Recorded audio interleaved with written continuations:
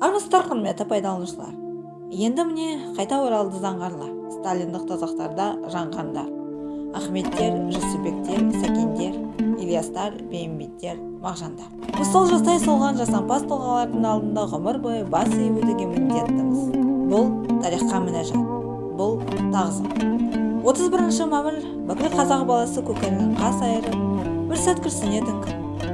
Өлгенге иман, өткенге салауат тілейтін күн. Қасқой саясатының қанқайлы қасап-қаспағынан қапында мерт болған қаншама қазақ баласын жоқтайтын күн. 31 мая – день памяти одной из самых трагических страниц истории Казахстана – массовых политических репрессий и ужасающего голода, повлекшего гибель миллионов человек.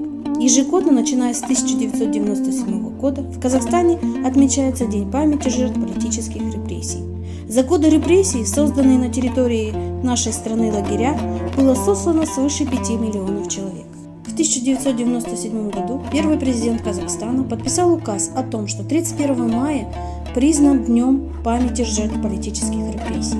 С тех пор ежегодно жители этой великой страны поминают своих родных и близких, не вернувшихся из лагерей или умерших голодной смертью. По данным источников, всего лишь за 2 года, с 1937 год по 1938 год, в республике репрессировано порядка 100 тысяч жителей, а четверть из этого списка была физически уничтожена. В их числе известные политики, военные, писатели: Сакен Сейфуллин, Туран Рыскулов, Бейімбет Майлин, Мағжан Жұмабаев, Ильяс Жансүгуров и ряд других лучших людей республики.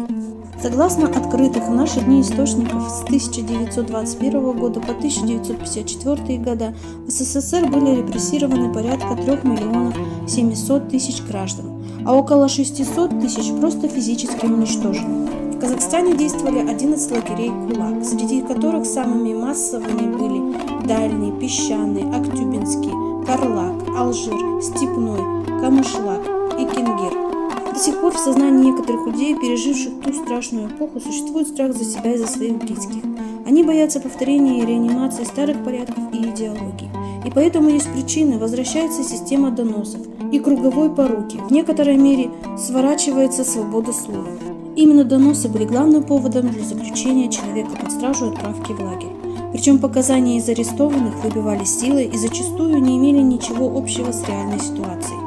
В результате пыток и нечеловеческих издевательств над людьми погибли десятки осужденных по вымышленным предлогам. Иногда кара настигала их палачей, но для них не было заслуженным наказанием, а всего лишь продолжение общей системы подавления, сложившейся за многие годы в СССР. Началась эта губительная практика расправы над людьми в 20-е годы прошлого века и продолжилась практически до момента распада СССР.